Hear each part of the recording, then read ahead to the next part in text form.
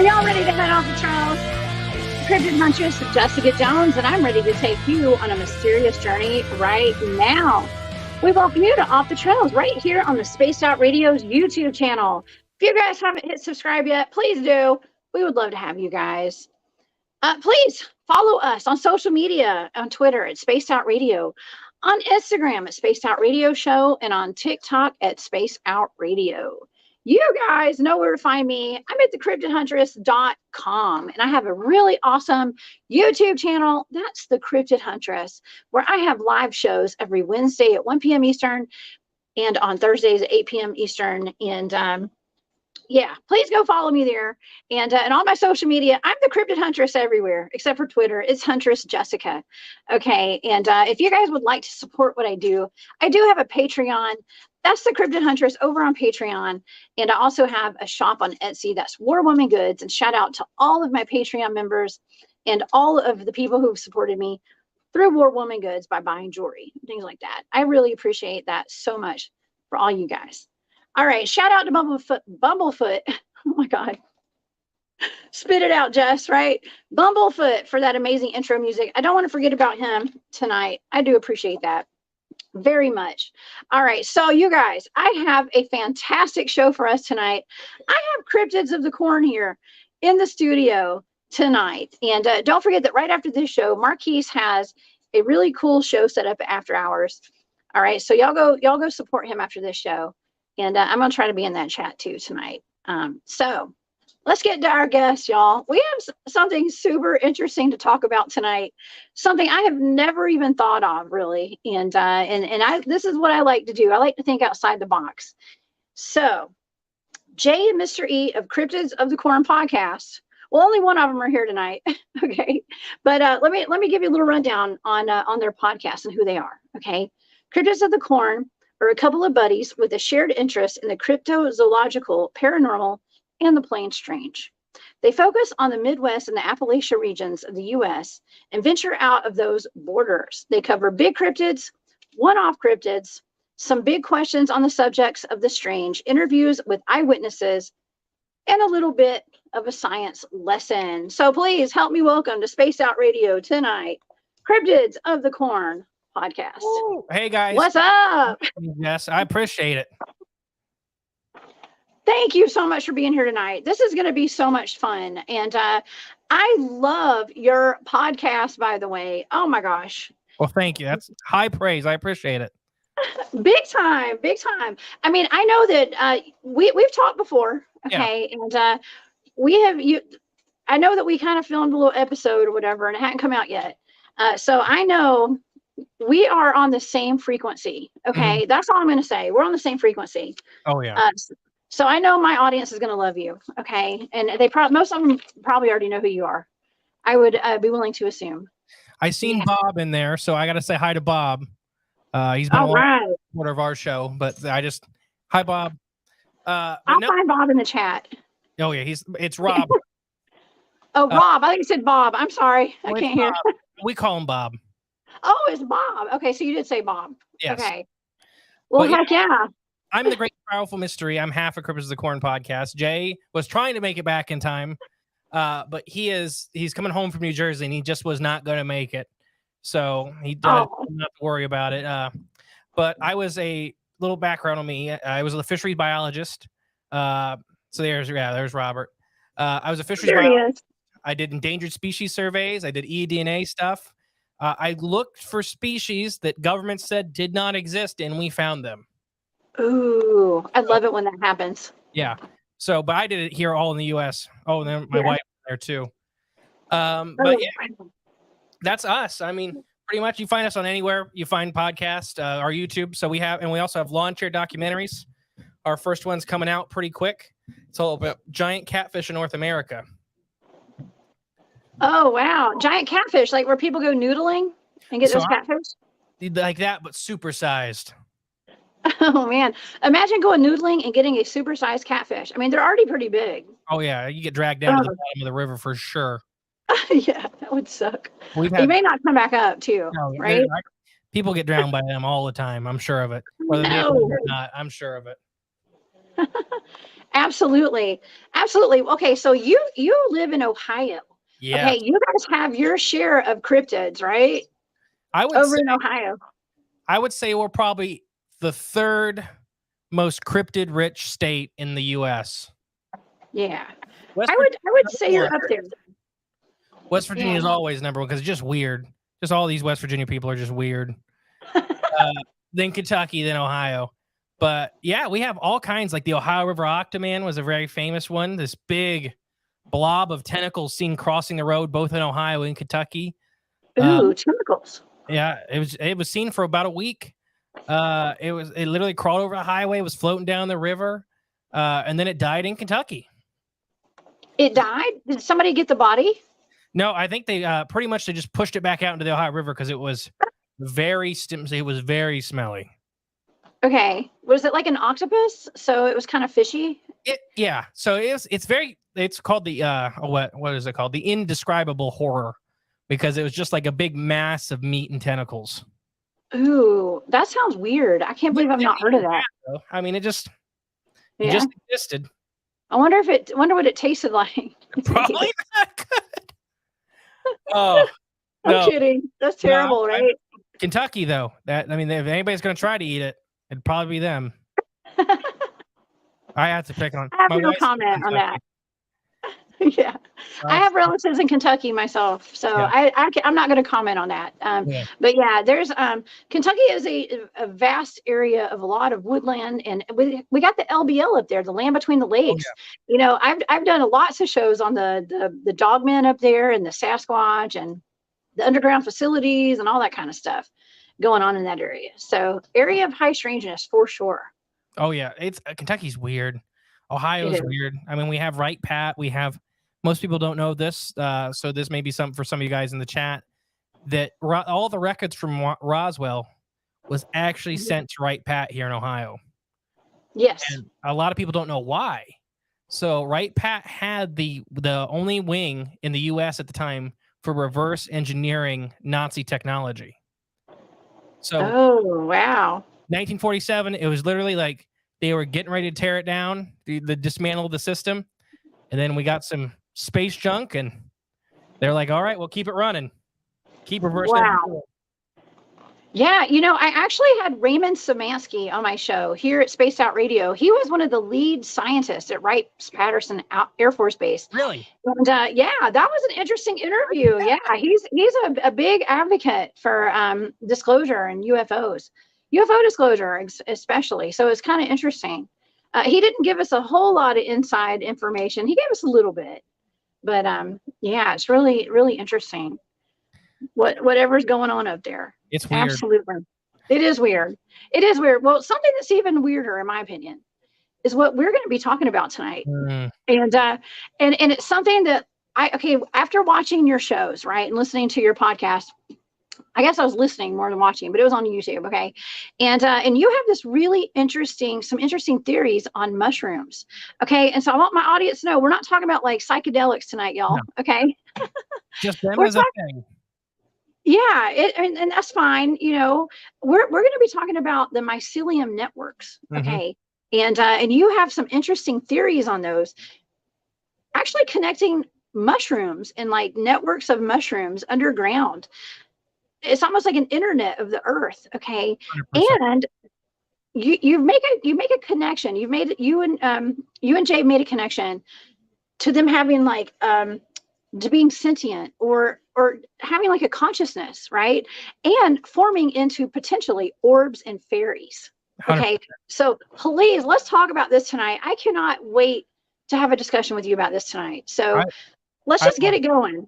Because this is one of my favorite subjects, because I don't even, I wish Jay was here because he tells the story the best. But literally, when we first got the show rolling, one day I called him from me being at work, and I'm like, they're all mushrooms. Then I hung up, and he just didn't know what to do with that. He's like, I don't know, but apparently everything's a mushroom.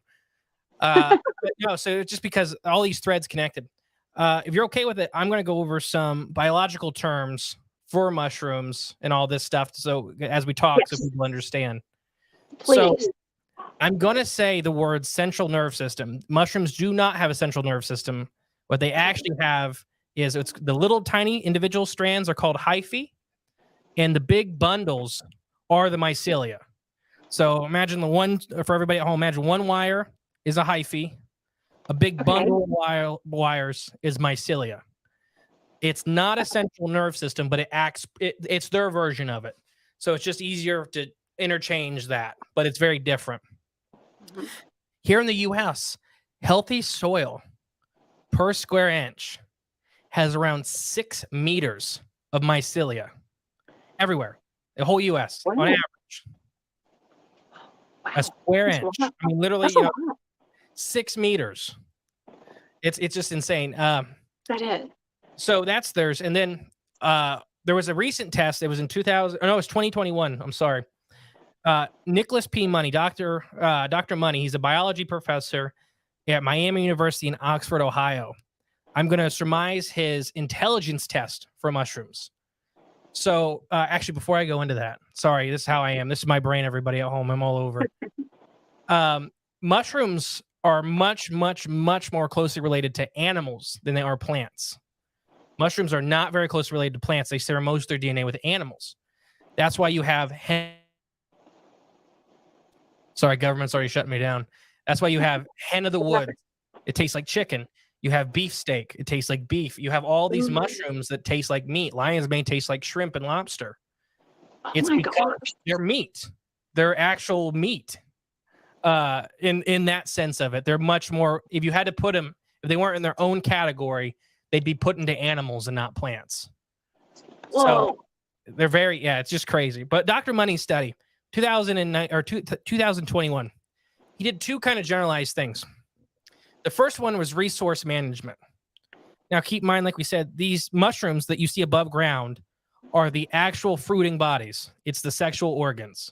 It's like a fruit on a tree or the gonads. It's not the whole thing. The whole mushroom is massive underground. You're just seeing the little piece of it. So this whole big, massive network actually can kind of move around under the ground. They're not stationary like a plant. They're actually kind of crawling through the soil, and they'll actually so he did these studies. The first one was he figured out mushrooms can count. Okay, count? They can count. What? And we don't even know most mammals can't count. How am I learning all this for the first time tonight? It's amazing. It's wild. Okay. Please keep going. How he did this I love it. Is he was actually studying resource management. So mushrooms are very slow when they move through the soil. So they have to be smart about resources for droughts and like harsh winters and stuff like that. So most mushrooms are decomposers, and most species here in North America prefer wood. So what they would do is the food sources closest to the main center of the body would be kind of walled off. Like literally they make a fence around it with their own body, but they wouldn't start breaking it down. And they would do this until they had 3 of those. And then on the 4th one, they would eat. So if the scientists went in and took the 3rd one, they would get another third. They would get another 3rd one. So they made sure they had basically 3 lumps of food before they would start eating food close to their body. So they were counting 1, 2, 3 to make sure they had enough food to survive a shortage. That's smart. Most mammals can't do that. Wow. We're not talking animals. We're talking mammals. What we consider higher life forms can't count to 3. Raccoons, right. We think raccoons are very intelligent. I believe they got them up to 7. They can count to 7 and they start count their fingers. Right. Yeah. Wow. That's crazy. This next one is 10 times crazier. Okay. And so mushrooms are very intelligent, as we're going to talk about, but they learn. They have memory. And how they figured this out is that he took a box and he had the soil in the box, and he had this species, I believe it was a honey fungus. So he had the species of fungus inside the box. He basically tortured this one into like drought conditions. Oh, okay. He learned that basically this one mushroom, this one mycelia network in the box learned how to survive these droughts. And he took it out of the box and he took it into a giant colony of all kinds of different fungus. So this giant box with like 15 different types of fungus. And these fungus have only ever had the perfect life. So they have no idea how to survive any hardships.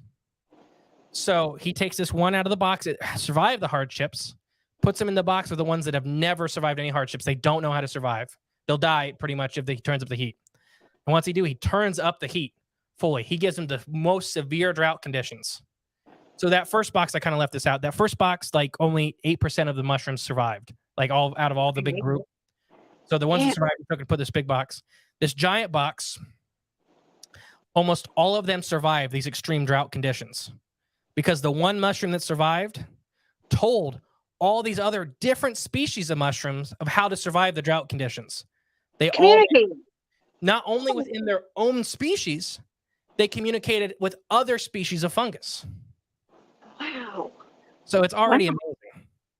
Okay, this is blowing my mind. I did not know this. I did not know that mushrooms were so smart. I had seen videos of them playing music and things. I'm sure we can talk about that later. Oh, yeah, I got the synthesizers. Don't they worry. have music. Okay, you got that too? Okay, Yeah, good. That's a very unique thing that it's not music. It's a very different. It's very weird. It's cool. But Okay. Mushrooms don't only communicate with other mushrooms. We have found that they can pick up our radio signals and they can receive them. They react to them. Okay. So they've been hearing us forever. Since the first radio signal went out, they've heard us. But sorry, I looked at the chat. So plants, though, 98% of all plants on the planet need fungus at one point in their life cycle or another. So what that means is if fungus disappeared tomorrow, 98% of plants would go extinct. Oh my gosh. So they are integrated into plants cannot survive without fungus. And then henceforth, we can't survive without fungus because we can't survive without plants and plants can't survive without fungus. Wow. So it's like most of it's the germination process on seeds. They actually need a fungal spore or some types of fungus to help produce that. And don't worry, we'll talk about Bob and Fae folk and all that. I promise it's coming. Oh yeah, it's coming. I've got stuff to talk about too with UFOs, the UFO connection. Oh yeah, that's used as a mushroom UFO. Yeah, I know. I saw that. Yeah.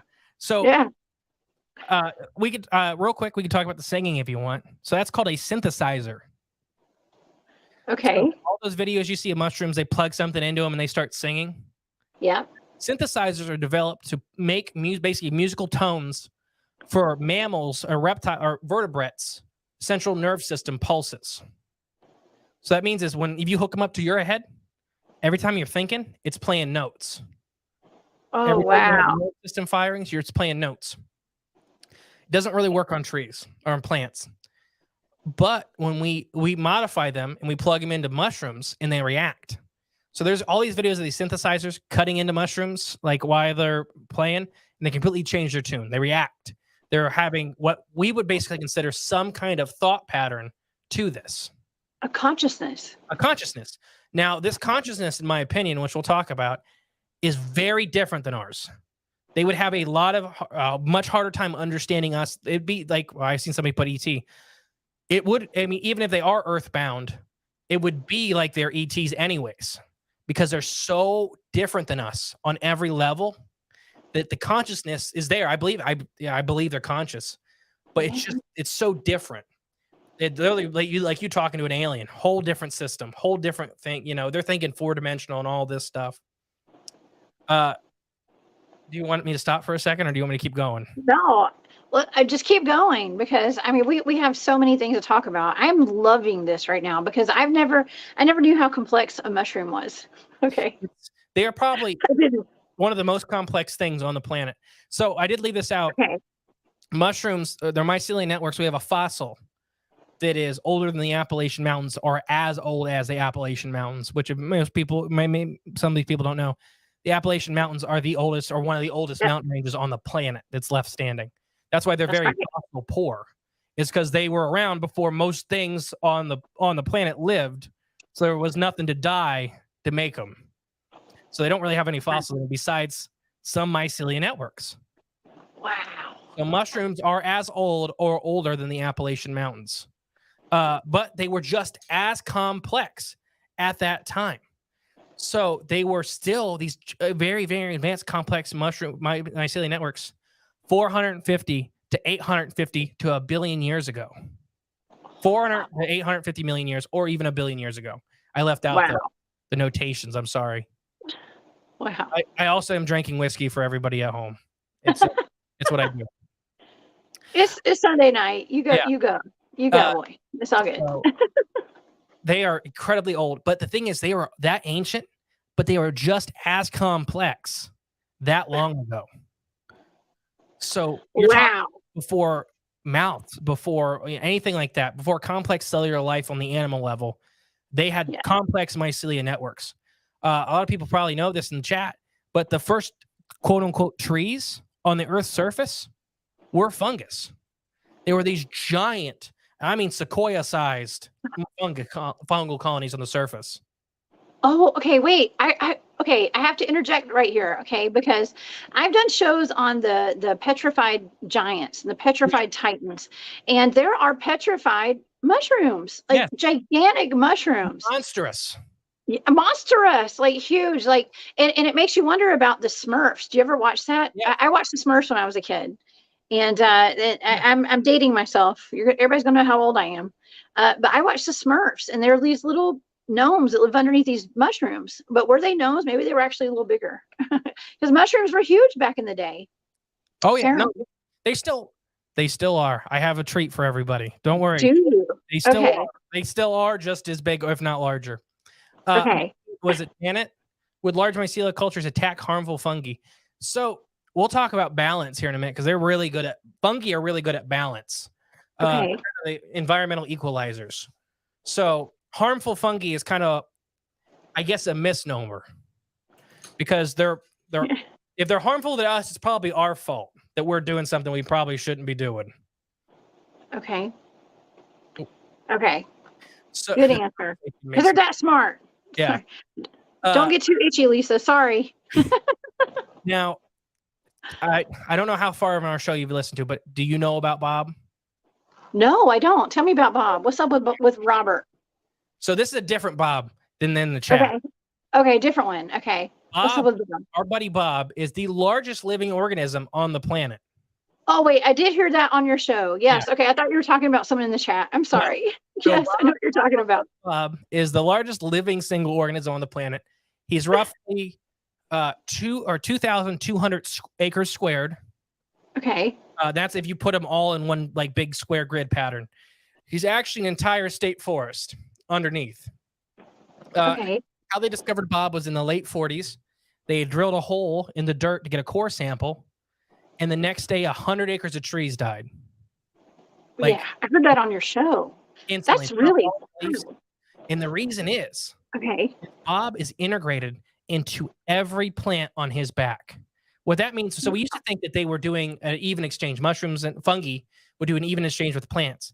It's actually not. It's very much controlled, but the fungus wants balance. So through evidence, so Bob is about 45,000 years old. Estimates, it's hard to tell. He's a mushroom. He's a pink honey. That's an old mushroom. Oh, he has two sisters, and they're about 35 and 25. Sisters. Mm-hmm. So where Bob came from, they are genetically close, but not the same thing. If that makes sense. Yes, Bob backwards is Bob. So I've seen somebody post that. So basically, Bob's this giant forest on his back for 45,000 years. He wanted perfect balance. So what he does is imagine like a clock.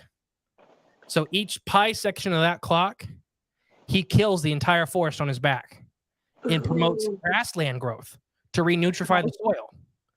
And he grows that like a big clock, and it makes everything healthier. So he is controlling everything on his back. He'll literally, when they have all this evidence for Bob to show all this stuff with him. I fully believe. Yeah, I mean, we're going to do a documentary, go out there and talk to Bob and all this stuff. I think they can hear you, but as we'll talk about here in a bit, I think it's very hard for them to understand us, and it's very hard for us to understand them. Well, in English, yeah, but what about telepathy?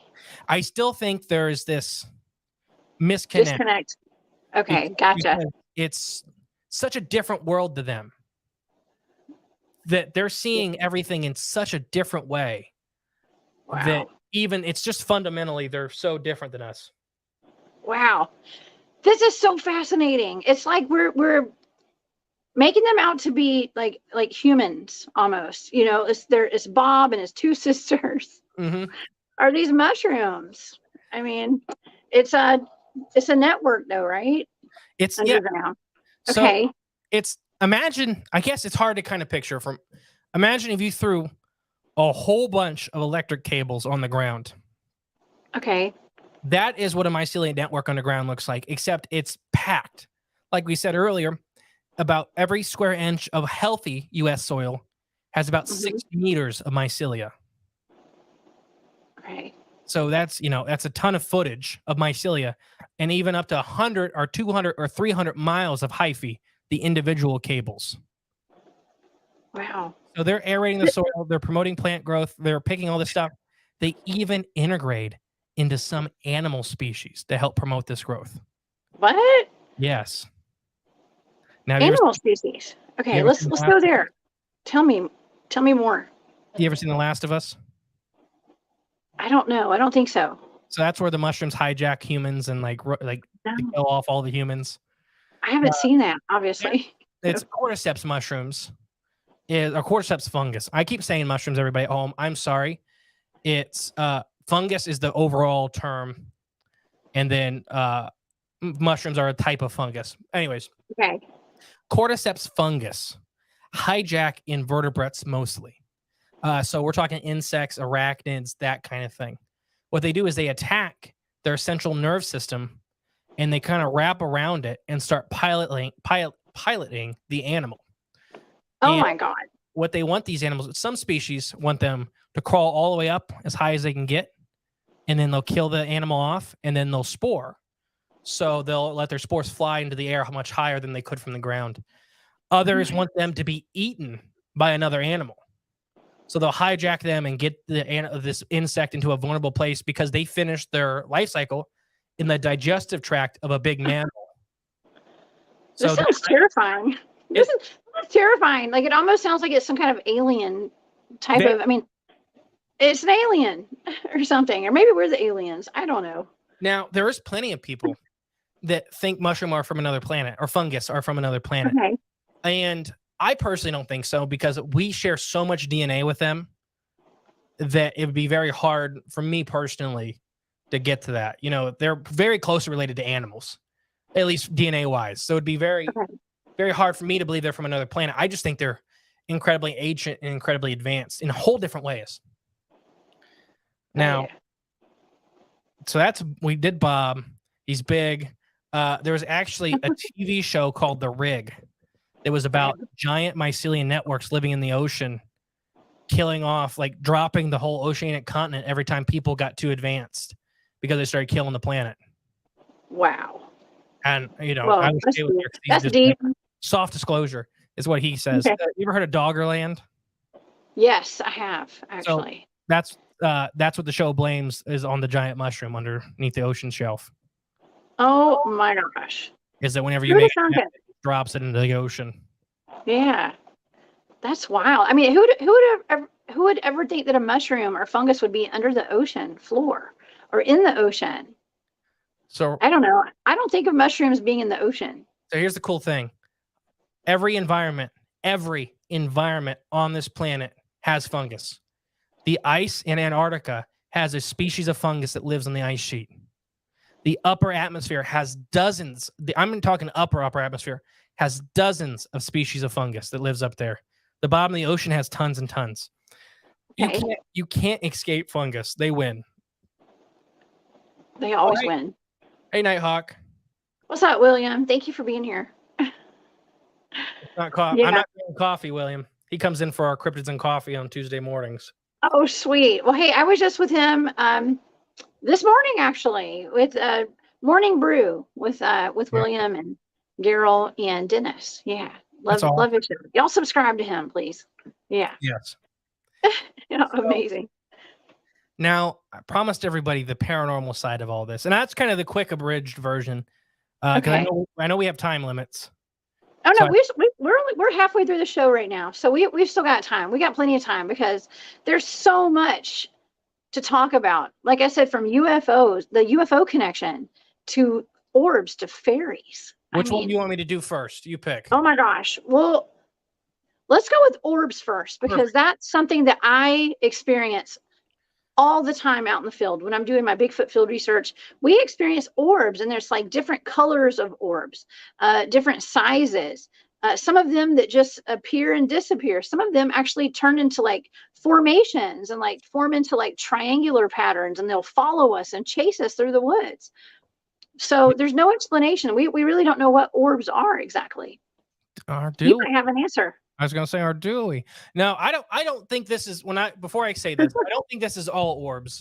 I really think this is a portion of orbs. Same thing with the UFO when we talk about UFO here in a minute. I definitely don't think it's all UFOs. I think it's a very small portion of UFOs.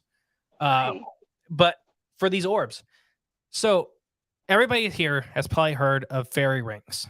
They grow these big circles of grass in your yard or whatever. You see them in wheat fields. They look like crop circles. They can even make crop circles. Some crop circles are actually fairy rings. Fairy rings are mycelia networks growing in these perfect circles. And what they do is directly above them, they release high amounts of nitrogen. And that promotes plant growth over top of them. So you can get a visualization of exactly where they are at. Fairy rings in almost every culture on the planet. Man, he's turning to fungus. Yes. Fairy rings pretty much in every culture on the planet have something to do with the fae folk, something to do with the paranormal. People say, don't go in them. Don't mess with them. It's so weird. In that episode, we pulled stories from African cultures. We pulled North American, South American, European, Asian, Australian. All these cultures have deep spiritual or supernatural positions with these circles. And they're almost always, don't go near them, don't mess with them. It's the gateway to somewhere else. So it also mimics one of the favorite things is a hadron collider. It's like the exact same thing as a particle accelerator. It looks like it. It really does. So our theory is that have been hearing us for millennia. And what they're probably doing is they're using these as basically areas to generate energy to expand their consciousness into the third dimension. So you got to think they're in the third dimension. Mycelia network live in the third dimension, but they're experiencing everything pretty much 2D. Okay. So these orbs could be coming out of these fae circles, these fairy rings, and got shut down again. They're actually the fae folk, or not the fae folk. They're actually these mycelia networks, these mushrooms. They're their consciousness trying to experience the third dimension. That's why they're kind of hopping around. They're seeing, and they're even seeing around Bigfoot and all this stuff. Yeah.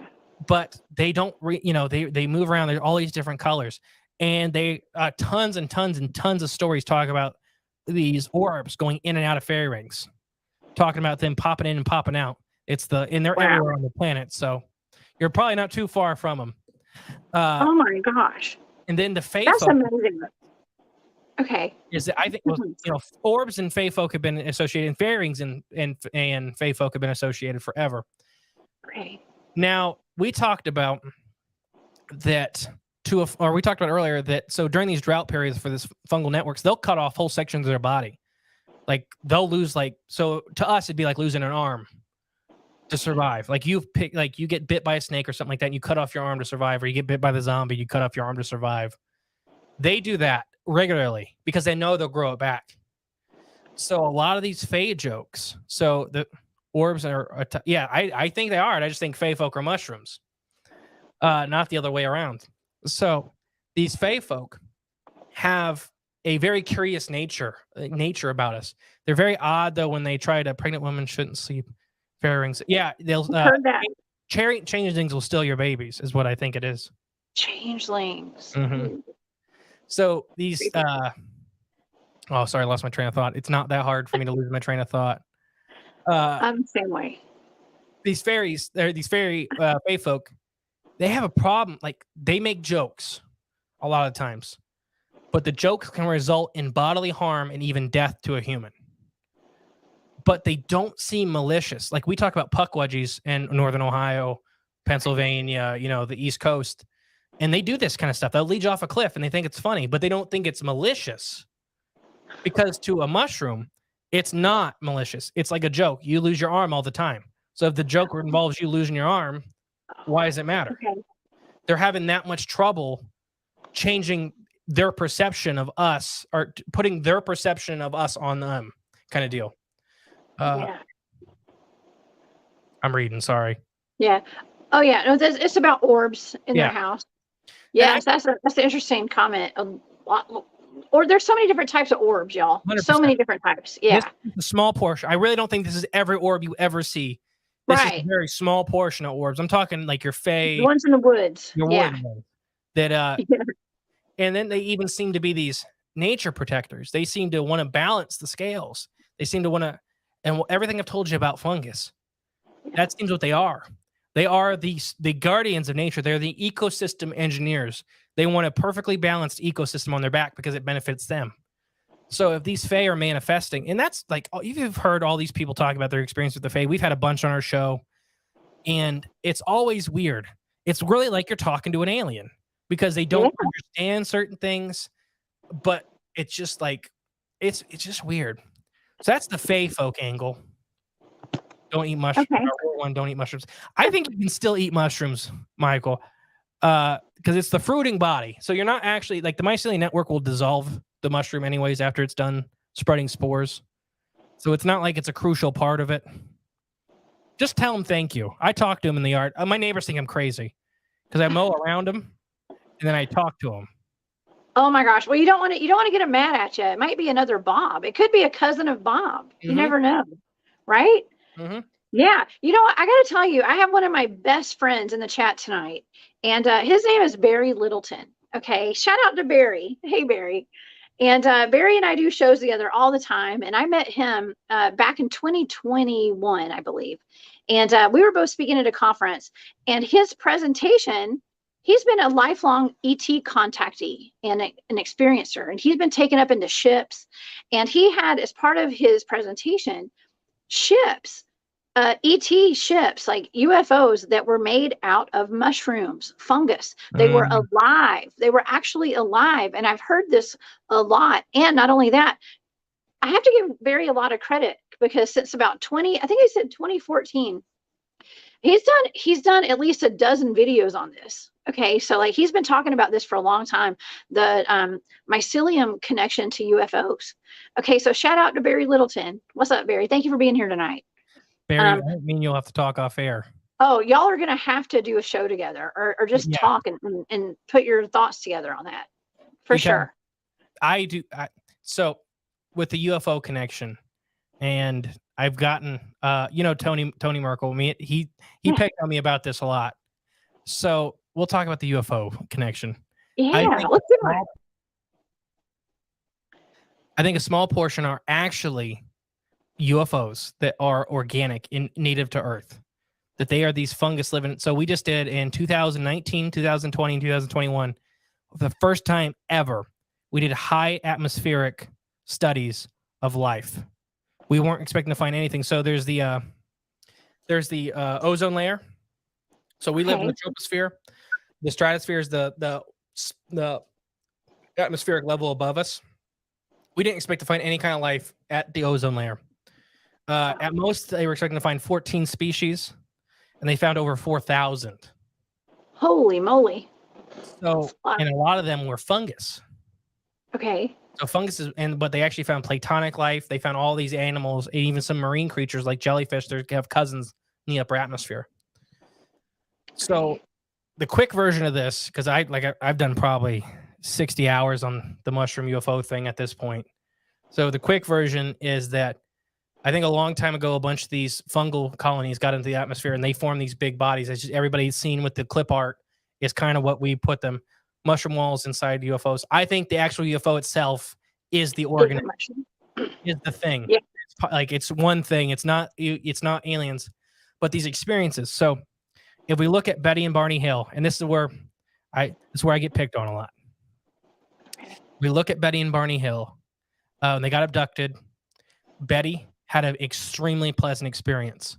She got shown around. She even got gifts and talked to. Barney had a horrible experience, borderline raped, all this negative stuff happened to him. If we look at Betty and Barney's life experiences, Betty was a UFO nut. Her and her sister loved UFOs. She wanted to be abducted. She talked about it since she was a little girl. Barney was a black man in a time where black men weren't supposed to have power. And he was the postmaster in his town. And the KKK was after him a couple times in his life. He lived a highly stressful life. So when we talk to people about having actual psychedelic experiences with mushrooms, is that your mindset affects your trip. So Betty, if let's say she experienced some psychedelics, I'm not saying she took them, I'll get to that. Let's say she experienced some psychedelics and she had a really amazing trip and they woke, and she was fine. Barney had a torture, like he was tortured the whole time because that was their mindsets going in. Now, when Betty and Barney got back to the house, they were eventually visited by the Men in Black. Now, when the Men in Black visited him, Barney remembered one question that was odd to him that was asked. This was asked all the time in the 60s and the 70s by the Men in Black. It was right in them smack dab in the middle of all the questions as he asked him if you had any nitrates in the car. And Barney's like, well, what the hell's a nitrate? And he's like, processed food like hot dogs, fertilizer, anything like that. And Barney's like, yeah, I had 200 pounds of fertilizer in the trunk. And the Men in Black is asked if you still had it. And he's like, no, I don't. I don't know what happened to it. It disappeared. So in that same time frame, in Chicago, there was a semi-truck driver that was hauling hot dogs that he got pulled over by a UFO, kind of similar to Betty and Barney. And he experienced this amazing thing, but he woke up in his seat still, and all the hot dogs were gone. Ooh, okay. Were high in nitrates. So we've done 4 or 5 episodes on this with all these nitrate connections. So these type of nitrates that they're eating are highly nutritious food sources for fungus. Now, people ask me is why would the Mycelia, why would these fungus UFOs, these mushroom UFOs, why wouldn't they just eat the people? Well, if you're flying in the air, people are not the best thing to eat. We have a lot of water, we have a lot of bone matter, and we are heavier for the cost reward. So with animals, there's this whole thing with cost reward. Is that the nitrate, the heavy nitrate food is worth the weight because as in weight, as in heaviness, because they're getting more bang for their buck, a human or stuff like that. And we even connected it to some cattle mutilations because the organs they're harvesting are highest in iron and nitrates. Well, okay. So they're picking what they want. They're not taking the whole thing. Because if you're flying, it's just like it's like an open ocean animal. If you're moving at high speeds, you can't gain a lot of extra weight or you pretty much lose your whole evolutionary benefits. So, like I said, this is just a small set of UFOs. Like I said, we've probably done 60 hours on this stuff by now. So there's a lot, but this is just for this conversation that it's crazy. I think that there are some spores of these mushrooms on Earth that we know about produce bioluminescence, and we have no idea why. As far as we know, mushrooms can't see, so why would they produce bioluminescence? Like they glow in the dark, they flash. And secondly, oh gosh, no, I forgot. Where was I going with that? Bioluminescence. Oh, did it leave me? It's why you shouldn't drink whiskey, kids. It's bad for you. Keep going. This is important. So yeah, they have bioluminescence. Okay. Spores. Okay. Their spores. Some species of mushrooms, their spores actually have hallucinogenic properties in them. So let's say that these organisms are feeding off of byproducts of humans. Now, we've done a lot on our show, but have you ever heard of all these UFOs that land in dumps, that hang out around nuclear power plants? They hang around chemical plants. Because all those things are high food sources for fungus. So there's mushrooms that eat radioactive materials. There's mushrooms that eat these chemicals out of fertilizer plants. Literally the juice at the bottom of the dump is super nutritious Ooh, and stinky, but nutritious. To them, not to us. Right. So there's all these things with these UFOs being seen around these areas. Like some are very important, like these nuclear bases, these nuclear power plants.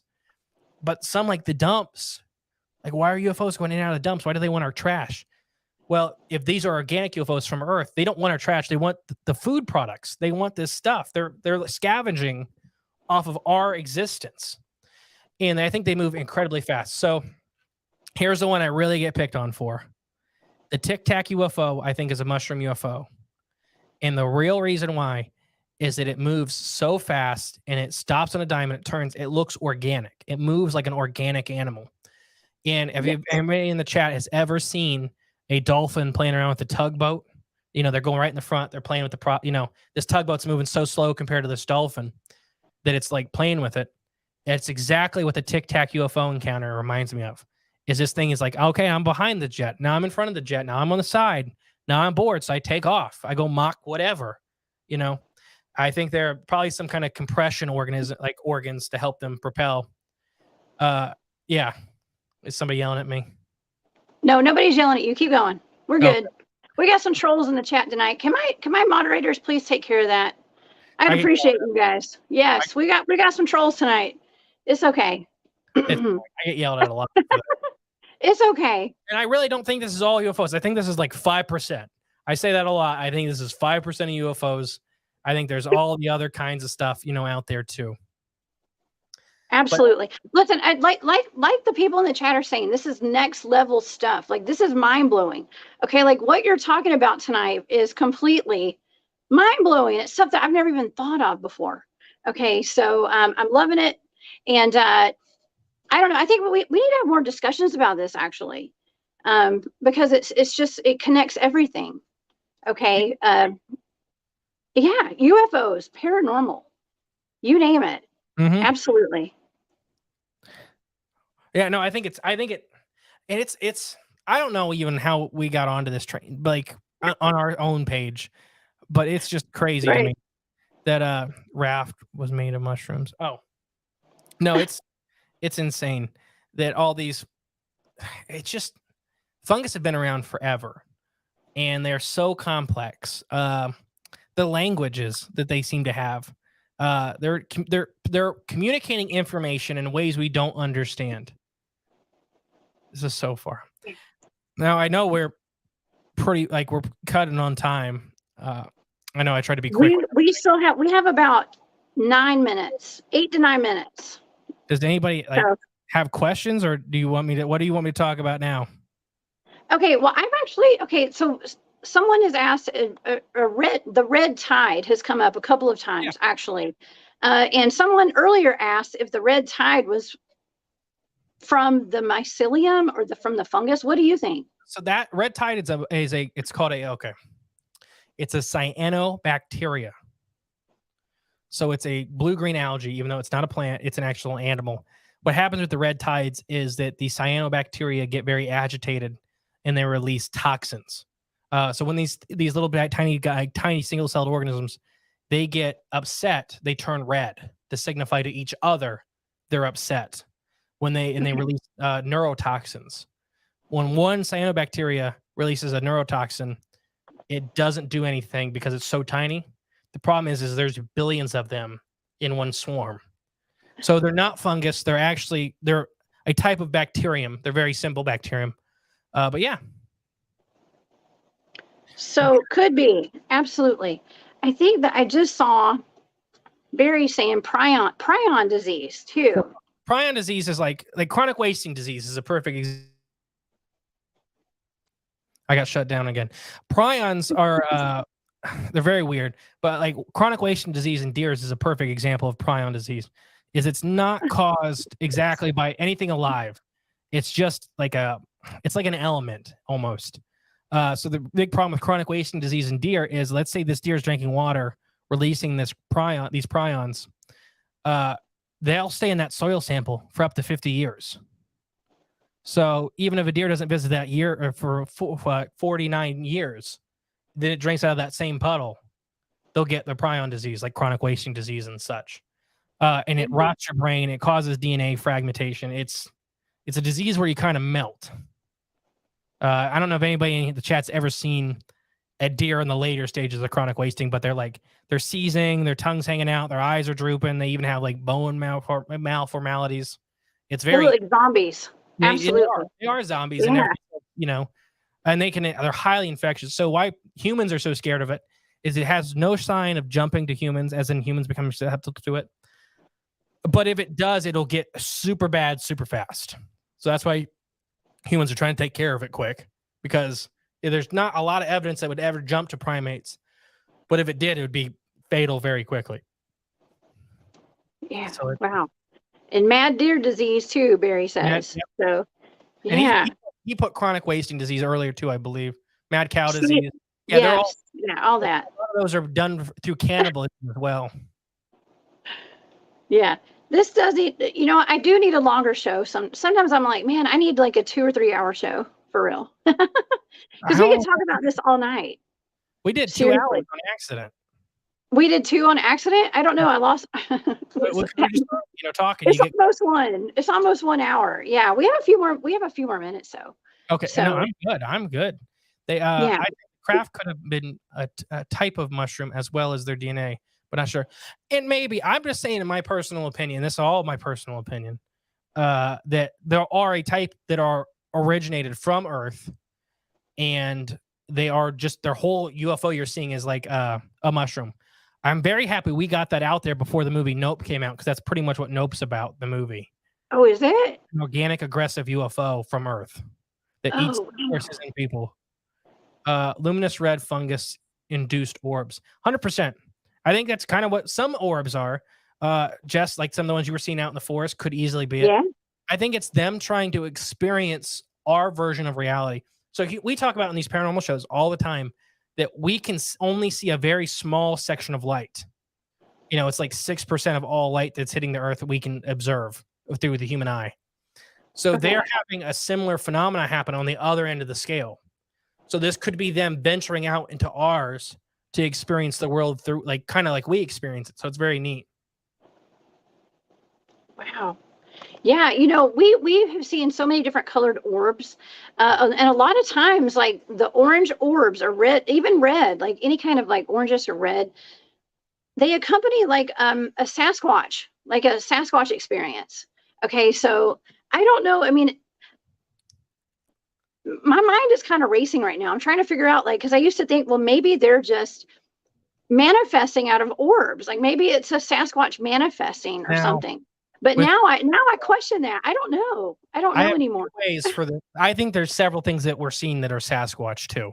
I don't think that one thing that people are seeing are Sasquatch. I had a Bigfoot encounter, and I'm pretty mine was flesh and blood. I'm fully convinced mine was flesh and blood.